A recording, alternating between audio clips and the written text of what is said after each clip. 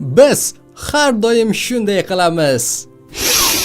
Nafas olish, nafas chiqarish qanchalik muhim a? Bu nafas olish deyiladi.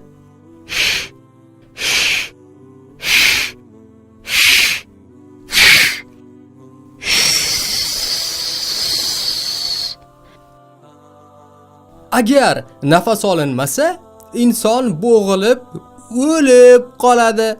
Bizni o'ylab o'tirmay, kuch sarflamay, yengilgina nafas oladigan qilib qo'ygani uchun Alloh taologa hamd va sanolar bo'lsin.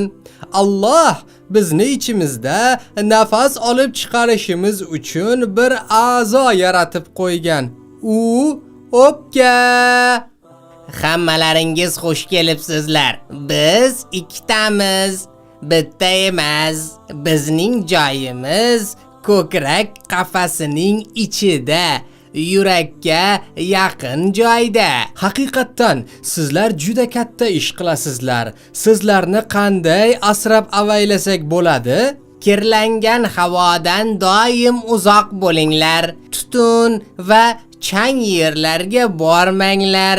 Agar bunday joylarga borishga majbur bo'lib qolsanglar, albatta ehtiyot choralarini ko'ringlar. Yana nimalar qilishimiz kerak? Qo'llaringizni doimo ozoda saqlanglar. Sog'lom ozuqa iste'mol qilinglar. Yurib, yugurib, o'yin maydonchalarida o'ynab, sport bilan shug'ullanib turinglar.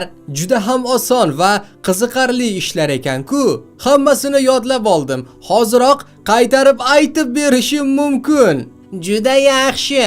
Bo'lmasa, o'pkani asrab avaylashimiz uchun qilishimiz kerak bo'lgan 2 ishni aytib berchi? Nima edi ya? Javob berishda Ziduga yordam berib yuborishlaringni kutib qolamiz. Izohlarda albatta yozib qoldiring. O'pkani asrab avaylashimiz uchun nimalar qilishimiz kerak?